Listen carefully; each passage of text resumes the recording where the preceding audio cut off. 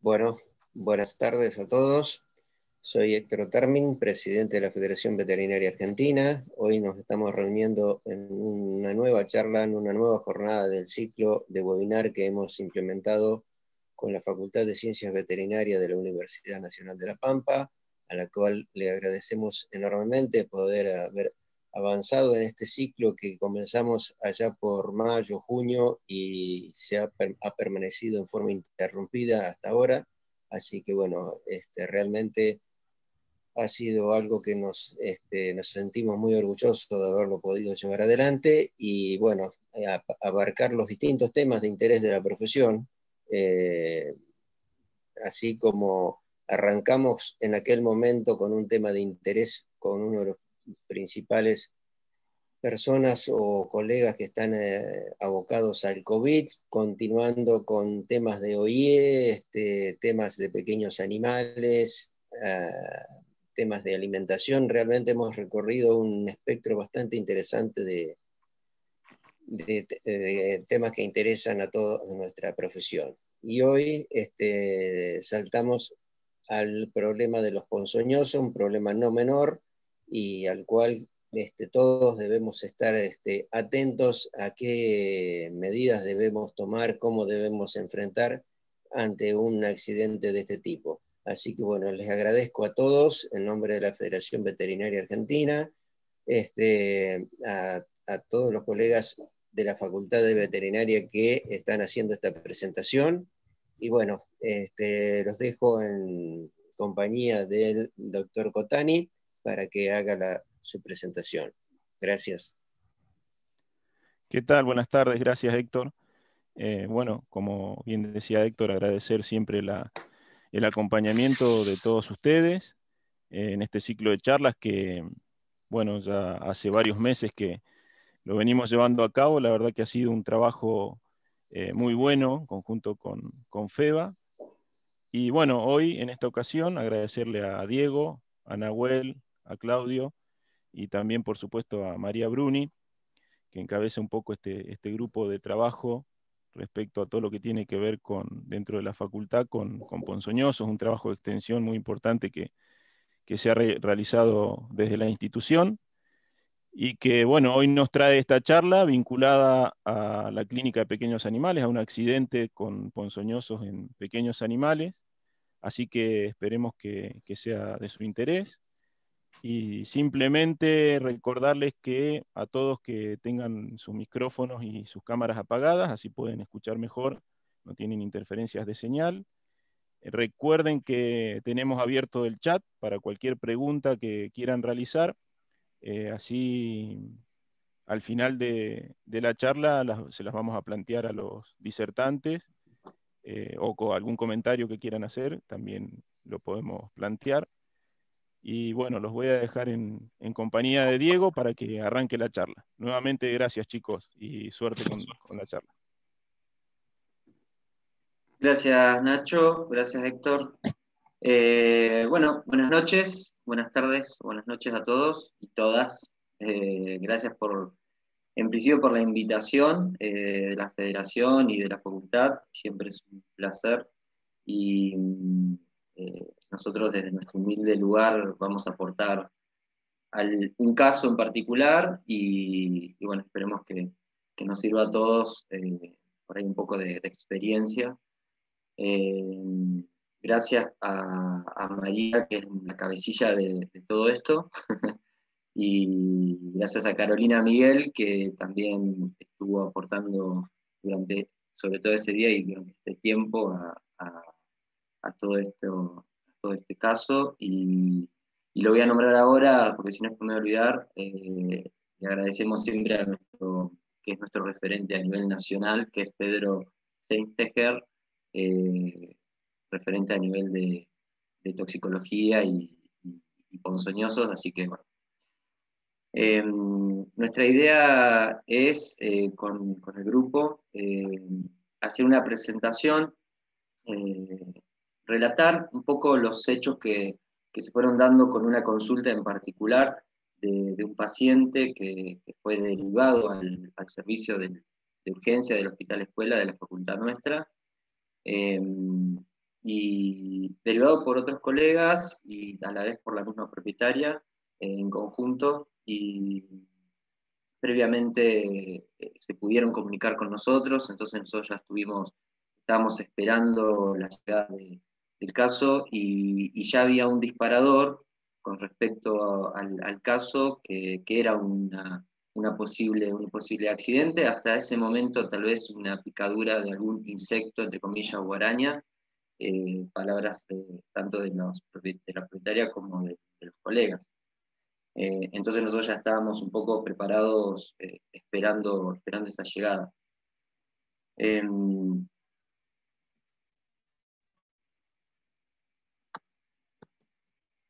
Ella es Frida, es una perrita de raza Fox Terrier, de 7 años de edad, es entera.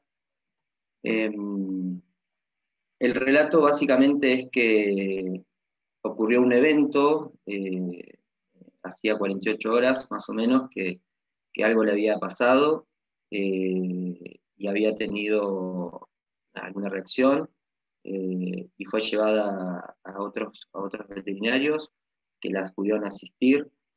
En principio fue atendida y fue como atendida con medicación y como rutina, en principio por una posible reacción anafiláctica. Es por eso que se le aplicó la medicación de rutina, que bueno, cualquier veterinario entrenado en ese tema está dispuesto a dar, tanto sea dexametasona como para la inflamación, y algunas gotas, y incluso algún coagulante. El historial indicó que, a pesar de esa medicación, no había mayores mejorías. Al contrario, el cuadro aparentemente se seguía agravando. De hecho, cuando ingresó la paciente presentaba estas lesiones, incluso algún tipo de sangrado, e iba dejando ese tipo de sangrado, esos charquitos, si quiere, de sangre, en diferentes lugares por donde estaba, en la camilla, en el piso. La relación en general nos arrojaba datos sobre todo de una reacción muy, muy importante a nivel de las mucosas, en la cara, del lado derecho sobre todo. Abarcaba los labios, la cara interna de los labios, los párpados y la conjuntiva. Muy, muy hiperémicas. La definición es que es casi hemorrágica, diríamos. Una actitud con mucho dolor, molestia. La perrita vino incluso con un collar isabelino para evitar el autotraumatismo, porque evidentemente tenía mucha molestia. Los signos vitales básicos no estaban con valores extremos, tanto la frecuencia cardíaca como respiratoria estaban levemente aumentadas, igual que la temperatura, y uno inclusive se lo podría atribuir al estrés de una consulta en un lugar donde había mucha gente, incluso estudiantes, viendo la situación. Insistimos con las mucosas, que estaban muy, muy hiperémicas, y había un dato en particular también, que los miembros posteriores, sobre todo, presentaban hematomas y presentaba edema. Hematomas sobre todo en los lugares en donde posiblemente se habían aplicado las inyecciones intramusculares.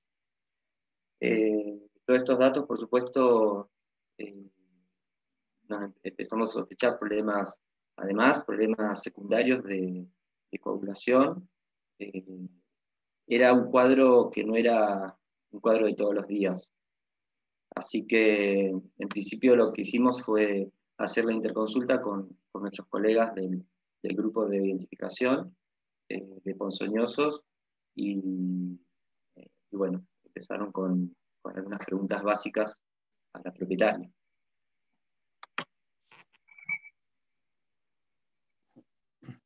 Bueno, hola, ¿qué tal, gente?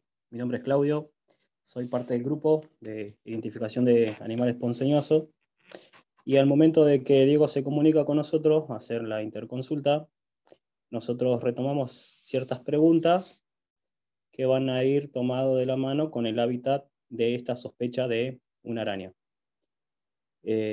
Nuestras preguntas que siempre realizamos es dónde duerme el animal y cómo es su cama. ¿Por qué hacemos esta pregunta principalmente? ¿Dónde duerme el animal? Esto tiene que ver mucho porque tenemos ejemplares de arañas que podemos encontrarlo dentro del domicilio como fuera. Esto nos va a guiar a nosotros para ir llegando al diagnóstico o a la identificación si fue un ejemplar de arañas y qué tipo de araña. Entonces, la pregunta era ¿dónde duerme el animal? Si estaba dentro de casa o fuera. El animal, si está dentro de casa, es posiblemente que nos arrimemos más a lo que son arañas intradomiciliarias, en las cuales ya se va cerrando un poco el abanico de incógnitas de arañas que podemos llegar a encontrar dentro del domicilio. Entre estas sospechamos del Oxosceles, y de ahí viene la segunda pregunta, que sería, ¿cómo es su cama? Si la cama, por ejemplo, está hecha con material de madera, por ejemplo, que eso también nos guía mucho porque al Oxosceles las podemos encontrar en lugares que van a estar refugiadas de luz, de corriente de aire, siempre busca refugio, lugares que no se muevan mucho del lugar, que no tengan muchos cambios del lugar. Entonces esto también nos va dando un panorama de que la posibilidad de encuentro con una Loxosceles sea posible. Otra pregunta que realizamos fue si hizo una limpieza profunda de la casa. Esto tiene que ver justamente por el hábitat de la araña, que se encuentra en lugares de poca luz. Generalmente se encuentran atrás de muebles, atrás de cuadros. De ahí viene su nombre, araña de los cuadros. Y si uno hace una limpieza profunda en el cual se estuvo movilizando muebles, por ejemplo, el araña va a tratar de buscar nuevos refugios. Y entonces este es el momento en el cual se puede encontrar la araña con nuestra mascota, y de esa manera, si el animal juega o intenta morder a la araña, podría ocurrir un accidente. Otra pregunta que siempre se nos vienen a tener como referencia es si desinfectaron, si usaron productos químicos. También es como más o menos lo mismo, porque movilizamos el lugar típico de arañas que salen de sus lugares donde están hace mucho tiempo, y esto puede llegar a hacer que ocurra un encuentro ocasional con nuestras mascotas nuevamente. Entonces en esto pensamos o preguntamos, si en el momento vieron alguna araña cerca de la cama donde vive, donde duerme nuestra mascota, si estaba viva o estaba muerta, y ahí vamos a tener que hacer un poco vamos a tener que frenar un poco, porque en ese momento podemos hacer dos cosas. Si el ejemplar está muerto, si encontramos una araña que está muerta, podemos hacer una captura fotográfica, retenerla para ver después si podemos identificarlo. Si la araña está viva, se recomienda siempre hacer una captura a través de un frasco con una hoja por debajo, después retenerla en el recipiente y de esa manera después poder identificarla. Así que esa pregunta también es importante, porque debido a eso después tenemos que identificar el ejemplar. Para eso nosotros tenemos que conocer ciertas características generales, en las cuales siempre nos vamos a enfocar principalmente en el color. El color de la araña va a ser un color marrón claro, de ahí viene su nombre también, araña marrón. Es un color claro que se encuentra en el cefalotórax, que es la porción delantera de la araña, en el cual vamos a encontrar las extremidades, y con otro color por el abdomen, la parte trasera de la araña, que es un poco más oscura, un marrón oscura. ¿Qué tenemos que tener en cuenta del cefalotórax? Tiene una notable demarcación en el cefalotórax de un color un poco más oscura, que simula ser un violín. De ahí viene su nombre, de araña violín también, que se las pueden ir conociendo con esos tipos de nombres. Este violín muchas de las veces se nota, pero otras veces no. Entonces tenemos que ir a características más básicas para hacer su identificación. Tenemos, por un lado, los pedipalpos, que son está en la porción craneal, debajo de los ojos, que en esta especie se encuentran separados, que es una característica del Oxocele, que hay otros ejemplares que esos pedipalpos, que son los delanteros, suelen estar juntos. De esa manera ya descartamos si es el Oxocele o no. Y por otro lado, para ser un poco más específico, vamos a mirar los ojos. Todas estas características generales van a ser primero a simple vista la coloración y después más específico. Obviamente que se va a requerir un poco más de haber visto mucho la araña, e ir a buscar gente que más o menos puede identificarla para terminar de comprobar que sea el Oxocele. Entonces, la última característica que vamos a ver van a ser los ojos. Los ojos se van a disponer en pares, tiene 3 pares, que se van a disponer en forma de B corta si la vemos de frente, y de esta manera identificamos el ejemplar y diríamos que estamos en presencia del Oxocele. Estas características nos van a servir para identificarla, pero también tenemos que conocer qué lesiones va a producir este ejemplar.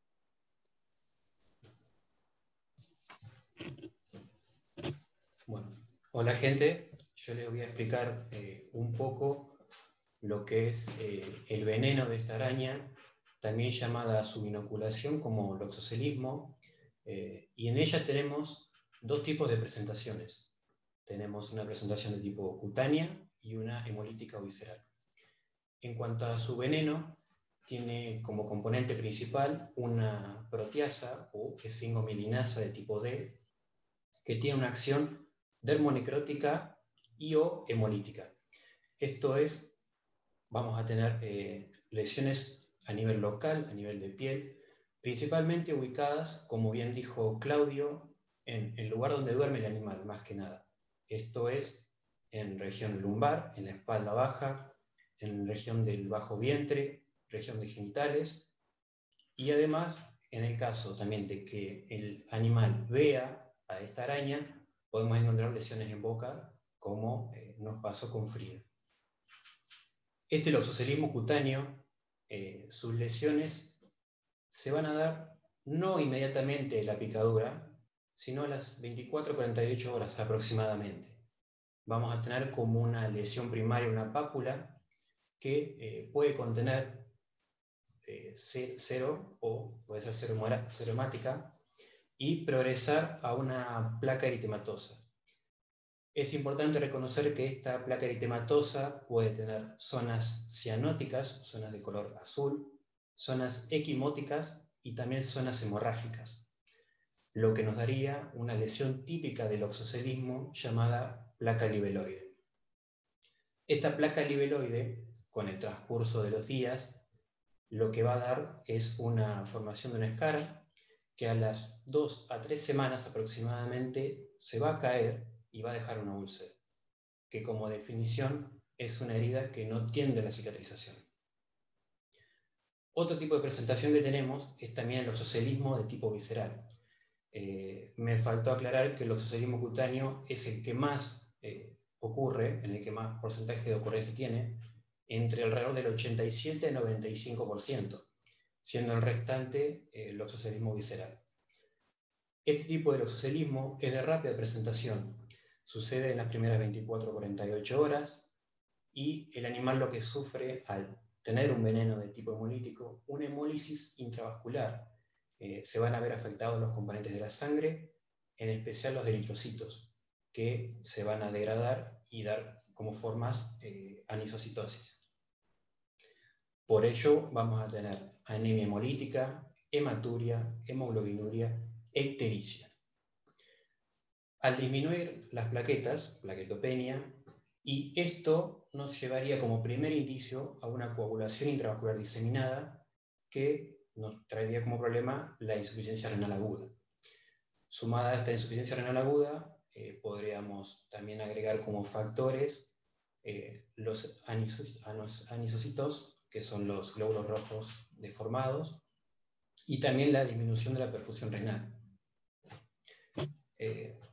Además, tenemos de que exámenes complementarios que vamos a estar realizando, en el que vamos a encontrar, en el caso del oxocelismo cutáneo, vamos a tener leucocitosis, en específico neutrofilia, con desvío hacia la izquierda, y en el caso del oxocelismo visceral, lo que vamos a tener es una anemia hemolítica, plaquetopenia y, como resultado final, esta insuficiencia renal aguda. Recordamos también que, como tratamiento en general, que lo primero que vamos a aplicar es que cuando nos llegue el animal, vamos a tener que quitar todo elemento que le confiera presión, esto es collares, pretales o ropa que lleve puesta, revisar los signos vitales, vamos a tener que tener en cuenta que se mantenga esta mecánica respiratoria, mantener la perfusión renal, mantener también el estado hemodinámico y un correcto equilibrio hidroelectrolítico. Sumado a esto, como la mayoría de las veces son lesiones de tipo cutánea, vamos a tener que tratar también las infecciones secundarias bacterianas, que siempre están, que se puedan producir. Además de eso, hay lesiones, en el caso de que sean muy extensas, que requieren su reparación quirúrgica. Ahí, como vemos en el animal de la derecha, tenemos una amplia zona de necrosis que luego a ese animal se le tuvo que quitar esa zona y reparar, ¿no? Llevar a un tratamiento. Eso como tratamiento en general. Y el tratamiento en específico que se debería de aplicar es la utilización del antiveneno Loxoceles, que en medicina veterinaria actualmente no está disponible. Ahora Diego va a seguir con la presentación y nos va a contar cómo siguió el caso de Frida. Chicos, viene muy bien. Vamos ya en casi media hora de charla. La verdad que viene muy bien, hay bastante gente prendida a la charla. Les recordamos que está abierto el chat para cualquier consulta, pregunta que quieran hacer, que la vamos a hacer al final de la charla, se la vamos a hacer a los chicos. Pueden seguir. Gracias, Nacho. Bueno, acorde a lo que decía Nahuel, lo primero que hicimos es, antes de los exámenes complementarios, es sacar el collar isabelino que traía por una cuestión para evitar cualquier compresión.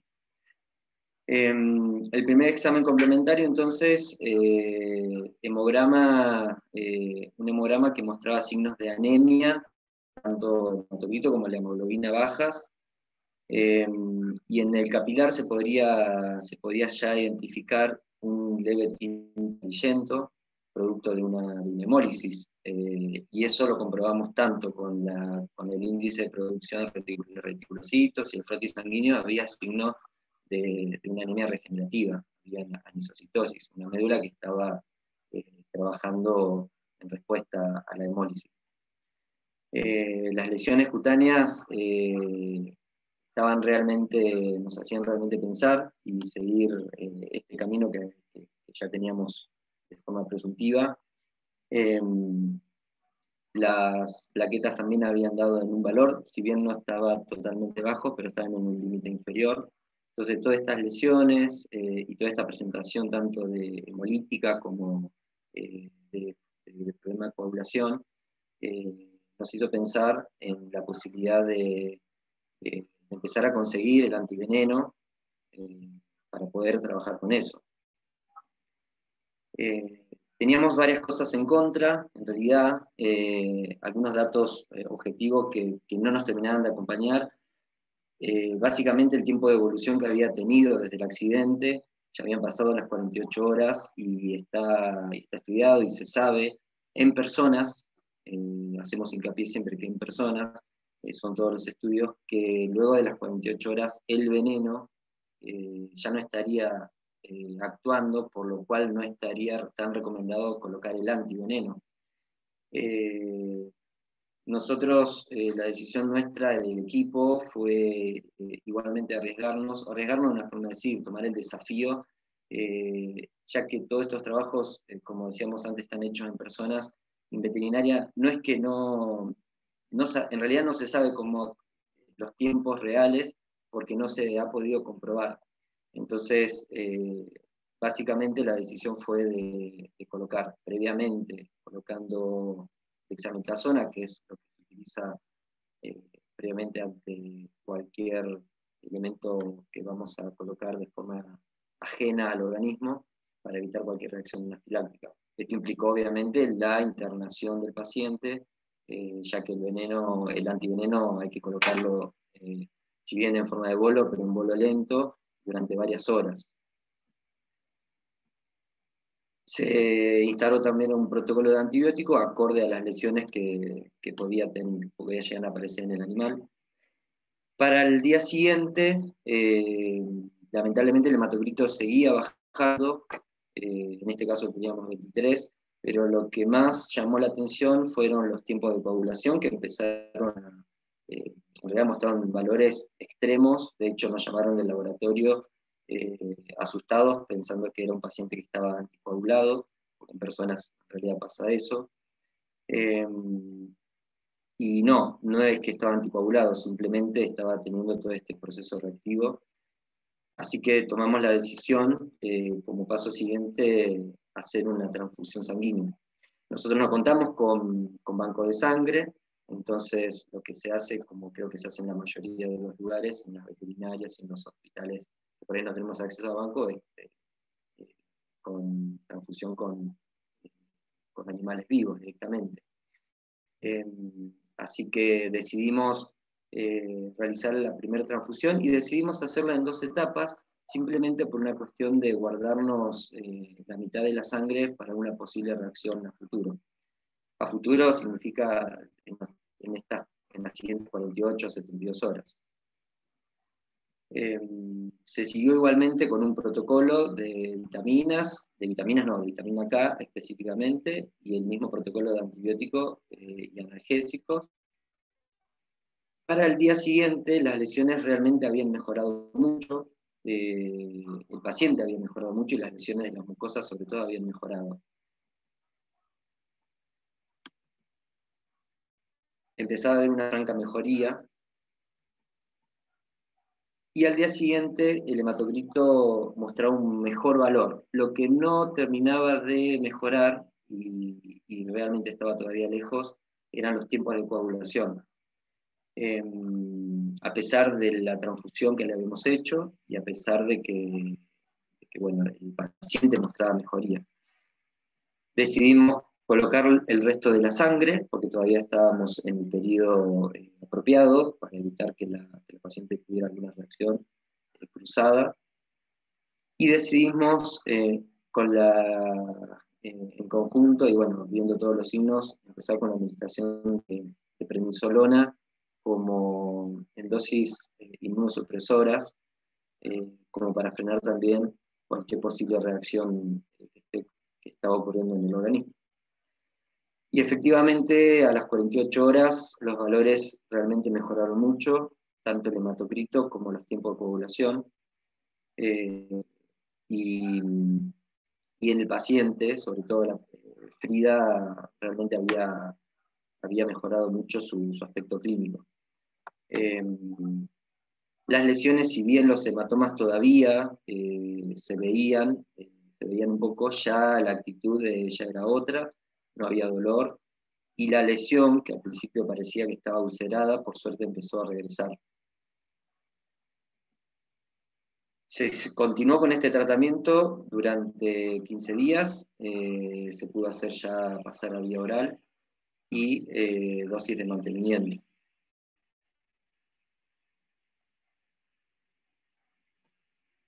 Una semana después, el análisis que se realizó realmente mostraba valores totalmente favorables, y tanto de hemograma, de hematocrito, que era el valor que más controlábamos, como los tiempos de coagulación.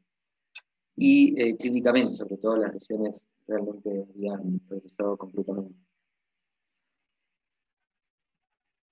Nosotros como equipo, en realidad tuvimos el desafío mayor, que fue sobre todo la implementación del antiveneno, a pesar de que no teníamos muchas cosas a favor, pero pero bueno, tomamos el desafío y básicamente lo que pasó después, acá por ahí los chicos también lo saben explicar mucho mejor, pero se pudo evidenciar en la casa de la propietaria esto que es sumamente importante para nosotros y para el cierre del caso y para las conclusiones, la presencia de mudas y gotecas de los oceles en ese tocadisco, en ese mueble antiguo del que habíamos estado hablando. Hay datos con respecto a la paciente que también estuvimos indagando, que por ejemplo su último celo había sido un celo con un sangrado muy prolongado.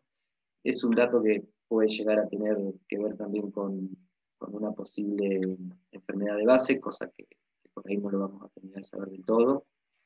Pero sí, lo que tenemos como datos objetivos es que tuvo una respuesta realmente muy, muy favorable tanto al antiveneno como a la transfusión, sea de factores o de sangre entera en este caso, y al tratamiento inmunosupresor. El conjunto de tratamiento hizo que la paciente, en principio, a partir del accidente, no haya desencadenado todo lo que Nahuel estuvo explicando hace un rato con respecto al problema de coagulación, si bien hubo hemólisis y hubo coagulopatía, no llegó ni cerca a un problema de coagulación intravascular diseminada, que sería el final de algún problema de este tipo, que realmente son, y sabemos que es un problema fatal. La coagulación intravascular diseminada es una enfermedad que lamentablemente uno no tiene mucho más para hacer que esperar a que alguien de afuera, por no decir de arriba, que te dé una mano. La enfermedad inmunomediada de base nos queda un poco en el tintero, es difícil de comprobarlo, pero podría ser también que lo tuviera como base al día de hoy, va a quedar como una incógnita, o una deficiencia incluso adquirida de los factores de coagulación.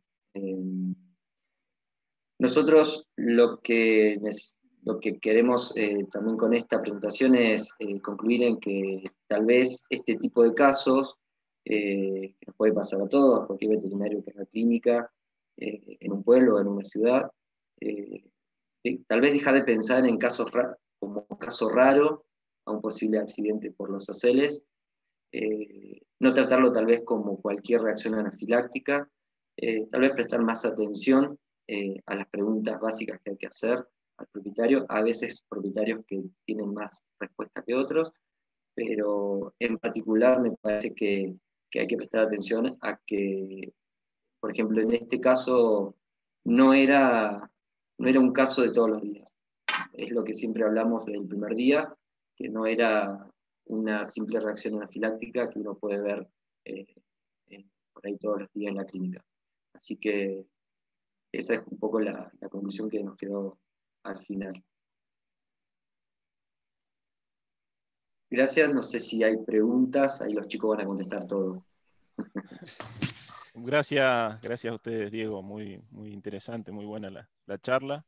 Sí, tenemos algunas preguntas que ahora yo paso a leérselas y ustedes van levantando la mano a ver quién responde.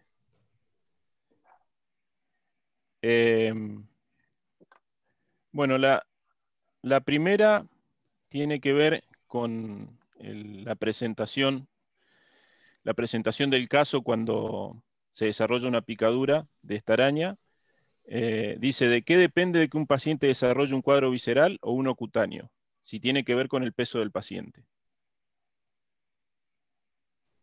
Nahuel.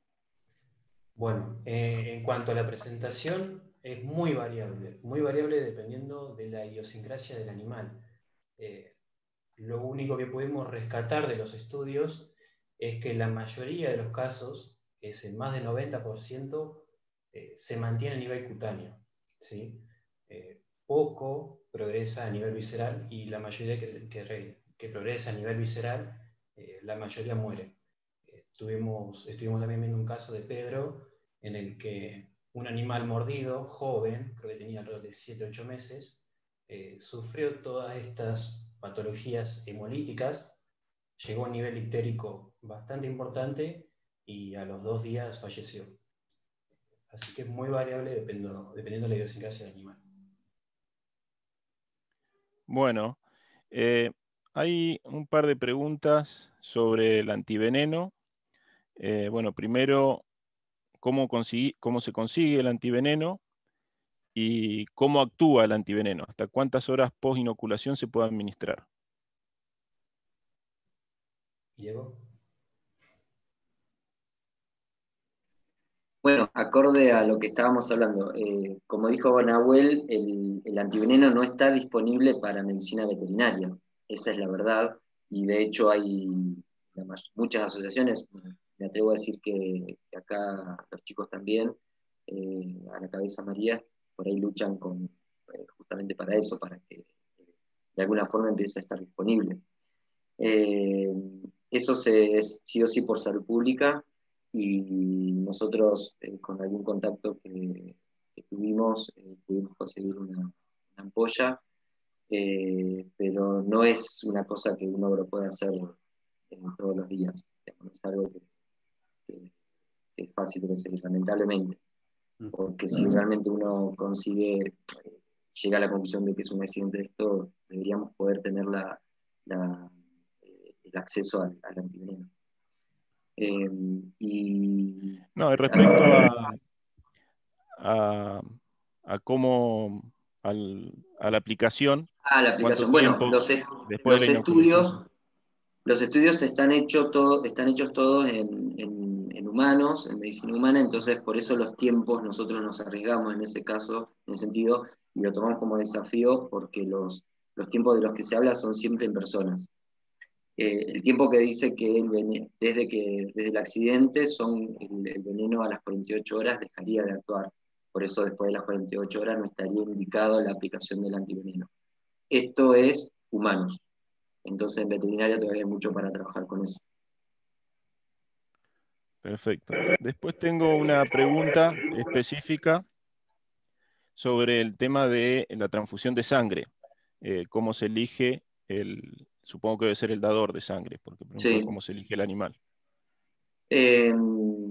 Las transfusiones de sangre, básicamente lo que se busca son animales grandes, de más de 25 kilos, preferentemente, sanos, sin enfermedades previas, por lo menos que se sepan. Siempre, lamentablemente la mayoría de las veces las transfusiones son bastante urgentes. Entonces, hay que siempre uno toma los animales que están o de la misma familia, como pasó en este caso, y sí o sí tienen que ser animales grandes por la cantidad de sangre que se trae. Básicamente se dan una bolsa de 400 mililitros. Y las pruebas básicas para realizar la transfusión en el receptor, hay que hacer una prueba básica de compatibilidad, bueno, se puede leer de cualquier lado, pero básicamente es hacer reaccionar la sangre del dador con el suero del receptor para ver si hay algún tipo de reacción. Es una reacción a grandes rasgos que se puede hacer no necesitamos ningún laboratorio a alta escala ni nada, y ya con eso uno puede saber si puede haber una reacción o no. Y obviamente si eso no ocurre, si no hay ninguna reacción de forma in vitro, se hace la transfusión, pero siempre pensando y siempre controlando al paciente receptor. Se hacen controles cada 5 minutos de temperatura, frecuencia cardíaca, respiratoria. Si dentro de los 15 o 20 minutos no tuvo ninguna reacción, probablemente no la vaya a tener. Perfecto. Por ahí quería ¿Consultan? aclarar algo. Sí, Claudio. Por ahí quería aclarar algo con el tema de la acción del veneno y el momento de la aplicación del suero. Nosotros como criterio usamos que la lesión todavía no estaba concretada, la lesión no había llegado a su tiempo máximo, no teníamos una lesión en el cual encontrábamos una escara, no encontrábamos una úlcera bien marcada. Era como que el proceso recién estaba comenzando, más allá de que había pasado 48 horas. Entonces, ese criterio que utilizamos fue para aplicar el suero antiveneno. Porque creíamos que todavía podía haber veneno sin llegar a los receptores para hacer el daño. Una vez que se llegue o que se encuentre que el animal ya tiene una escara bien marcada, la úlcera está bien presente, en ese caso, si no hubiese tocado así, no hubiésemos colocado el suero, porque el veneno ya se unió a sus receptores, en el cual ya hizo su efecto, y solamente queda que siga avanzando la lesión secundaria. Entonces, cuando medimos eso, decidimos colocar el suero. Fue más que nada por eso. Genial, Claudio. Preguntan qué cantidad o cuántas ampollas utilizaron. Sí, usamos solamente una. Justamente esto fue el criterio también. No arriesgamos a poner más ampollas. Una por el tiempo en el que había transcurrido. Estábamos con el tiempo jugado. Creíamos que si había veneno activo, sin llegar a sus receptores, era poco. Entonces, si dábamos una dosis mayor, por ahí no era tan necesario ocupar una ampolla para una lesión tan pequeña. Para el veneno que estaba circulando en sangre o en el tejido antes de que llegue a su receptor.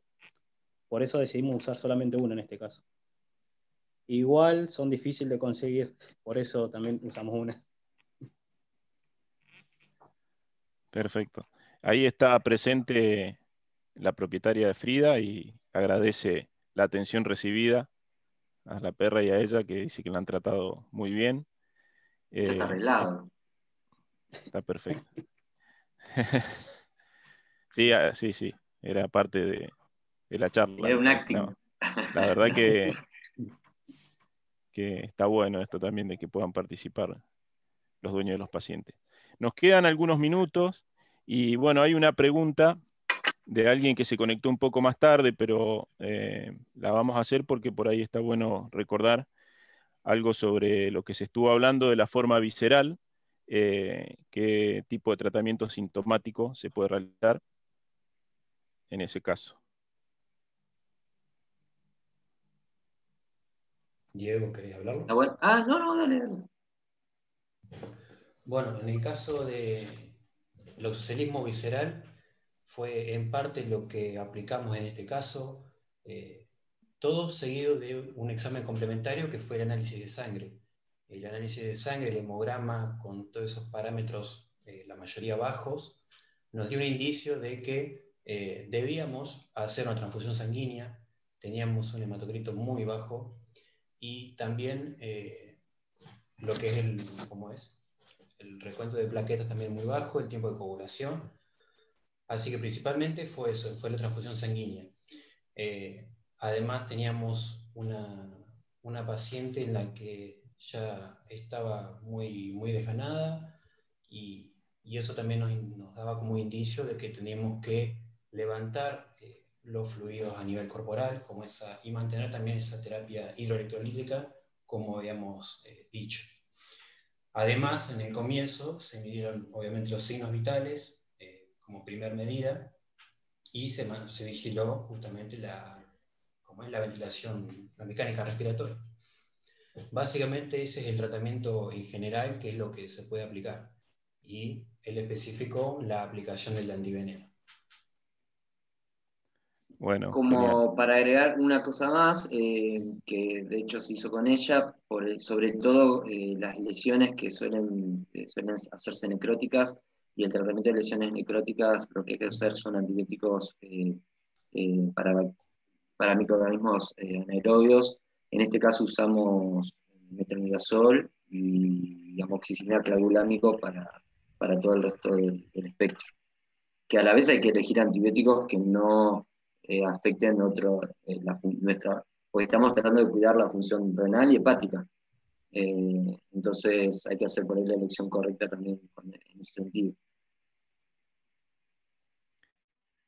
Perfecto. Bueno, yo voy a ir cerrando. Vamos a ir cerrando la charla, pero yo quería también hacer una consulta, después le paso el micrófono a Héctor. Más que todo respecto por ahí al caso de alguna consulta de algún paciente, de algún cliente, digamos, de la veterinaria, respecto a qué medidas podemos tomar para evitar la presencia de esta araña, ¿no?, en nuestro domicilio y evitar este tipo de accidentes. Ahí el doctor Luis le va a dar todas las Bueno, medidas necesarias. sí, principalmente es una araña que no suele estar recorriendo la casa habitualmente. Por eso es cuando uno va a las preguntas más específicas, si hizo un cambio de mueble, si trajo un mueble antiguo para reparar, o si hizo una limpieza profunda con desinfección. Esos son los momentos en el cual se moviliza justamente este ejemplar, esta araña. Pero a su vez se recomienda que la ventilación de una casa sea con mayor frecuencia para que no logre instalarse la araña en nuestro domicilio. Entonces, por otro lado, digamos, por un lado tenemos que si corremos los muebles, puede ser que salga de ese lugar, pero si nosotros hacemos con mayor frecuencia, vamos a tratar de esa manera de que los ejemplares no queden en casa, se van a desplazar hacia otro lugar. Así que uno de los métodos más efectivos es hacer justamente con mayor frecuencia estas limpiezas profundas, desinfección y ventilación del hogar. Mientras más luz ingrese a la casa, también porque justamente no le gusta la luz a la araña, busca lugares oscuros, con poco ventilación, justamente. Entonces, esas son las medidas principales. Después hay medidas básicas por ejemplo, si estamos trabajando con la cama de nuestro paciente, sacudir antes la cama, hacer una revisación antes, se puede desinfectar antes Ya está, el Tito. lugar donde duerme. Sí.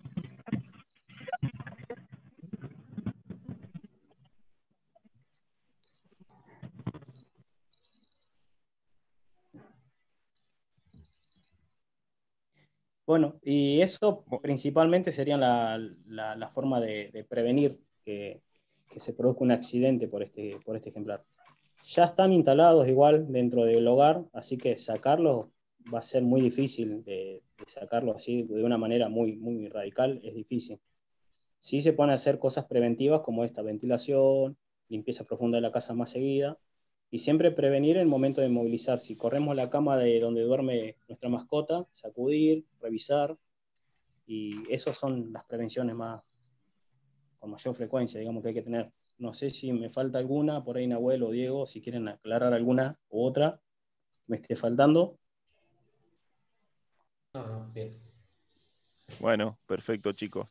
Bueno, de mi parte, de parte de la Facultad de Veterinarias, nuevamente agradecerles, Diego, Nahuel, Claudio, María, por la predisposición, por la charla, por brindarnos todos estos, agradecerle a todos los que estuvieron presentes, recordarles que, bueno, estamos a disposición para cualquier consulta a través de nuestras redes sociales, se pueden contactar para, si tienen algún tema específico que quieran que desarrollemos en conjunto con la FEBA. Yo le voy a pasar el micrófono, no sé si Héctor está conectado, puede prender el micrófono para que dé el saludo final. Y bueno, de mi parte nos veremos en la próxima charla, que será dentro de 15 días. Gracias, Nacho. Bueno, Gracias. gracias Nacho. Bueno, yo no más que felicitarlos a Diego, a Claudio, a Nahuel. Realmente han abordado un tema que muchas veces no todos los colegas se animan a abordarlo, lo han hecho de forma excelente. Bueno, no me queda más que felicitarlos.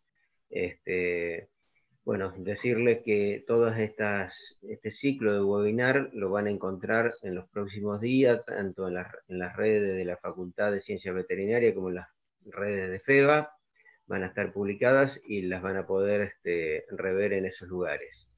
Por otro lado, una acción que llevamos adelante desde FEBA en conjunto con ABEACA, una gira federal que la decidimos llamar así porque en un principio iba a ser, realmente iba a ser una gira por todas las provincias, abordando distintos temas de pequeños animales, y bueno, tuvimos que recurrir a la parte virtual, y bueno, es una jornada mensual. Mañana nos está tocando, y bueno, invitarlos a esta nueva jornada, que mañana habrá dos temas abordados, uno justamente por parte de la presidenta de ABEACA, la doctora Silvina Muñiz, que es el nuevo abordaje en las distintas etapas de la vida, y otra es la doctora Marcela Esarte, en una actualización en el diagnóstico y en el tratamiento del paciente con Ehrlichia.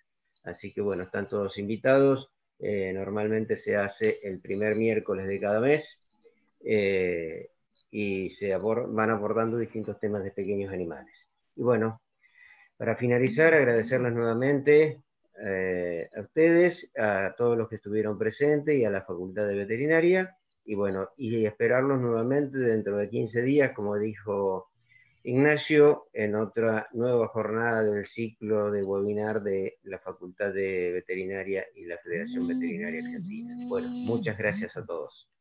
Gracias, Héctor. Gracias. Gracias. Saludos. Hasta luego.